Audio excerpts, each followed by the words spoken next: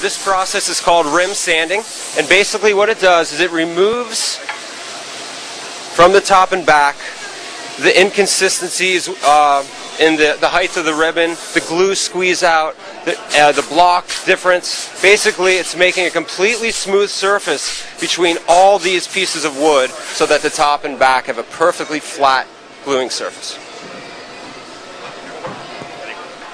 Sorry, bro. So it sits in one of these jigs, and then the entire jig will go onto a flat sander, and then they'll even every surface up. Okay, I understand. Flat for the top and just slightly arched for the back.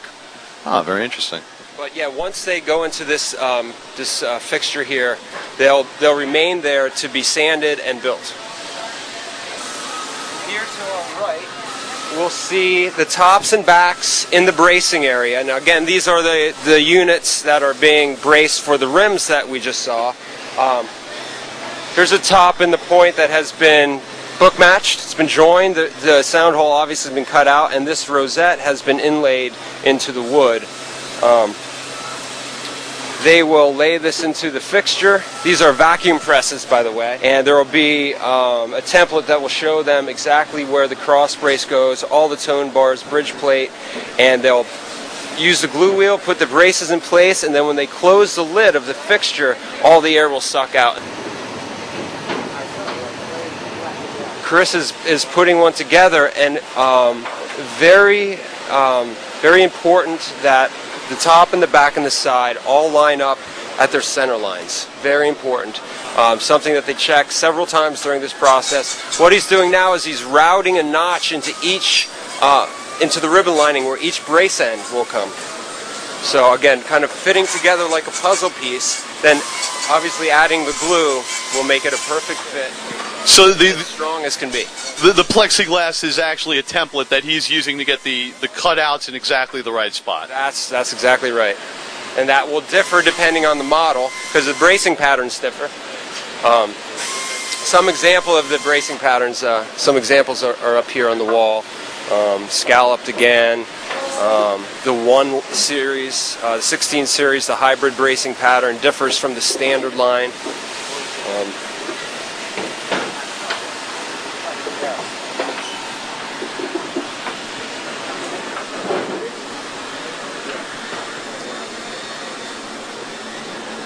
All through this area, the necks are being prepared for these bodies. Here they are gluing the fingerboards to the necks. We fret our fingerboards prior to gluing them to the necks, which is not industry-wide practice. That you can see, well, the notches in the fixture. What are the advantages to that? Well, we feel that we can, get the board straighter that way. We can kind of put the flex into the board, then glue it to the neck instead of doing it backwards. Very good. Right into the binding area here. These are the different types of inlay. You can see here a piece of pre-cut herringbone wood fiber inlay. That will be the top of a HD28 perhaps. And then all the different binding materials that are used. White and black Bolteron, tortoise binding, some wood fiber, the more vintage cream colored Ivoroid binding.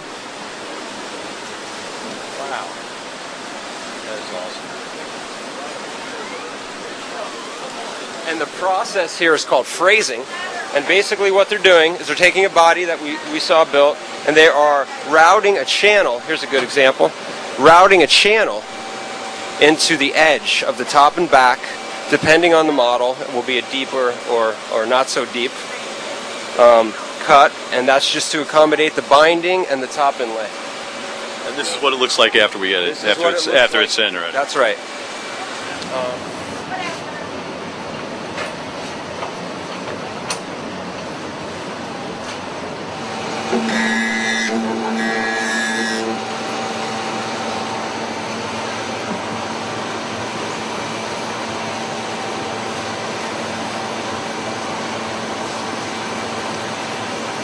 Here we are right in the binding area now that they've been phrased. These folks are applying the glue and the binding,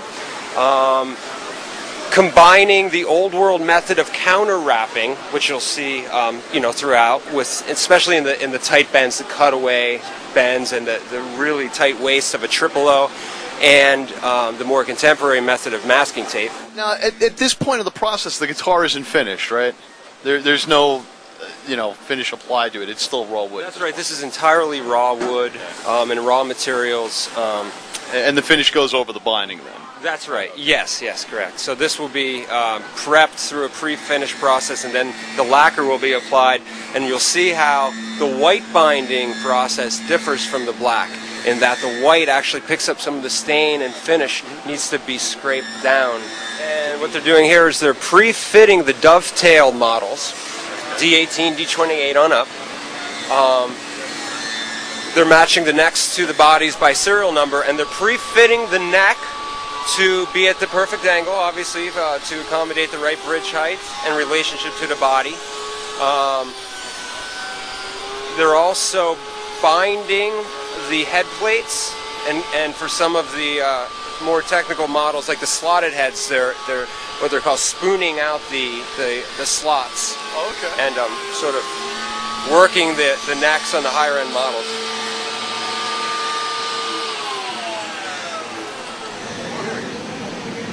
This, of course, is the famous dovetail neck joint. This differs from the 16 series and down in that they have a mortise and tenon joint, and this is kind of the old world joint that requires the pre-fit of the neck. And that's all done in this area prior to either of them being lacquered. And just around the corner here, doing the same operation, neck fitting, is Buddy Silvius at one of the oldest benches still in practice here. Hey, buddy. Looks like he's preparing to glue on a heel cap, which is also part of this process of neck pre-fitting the dovetails.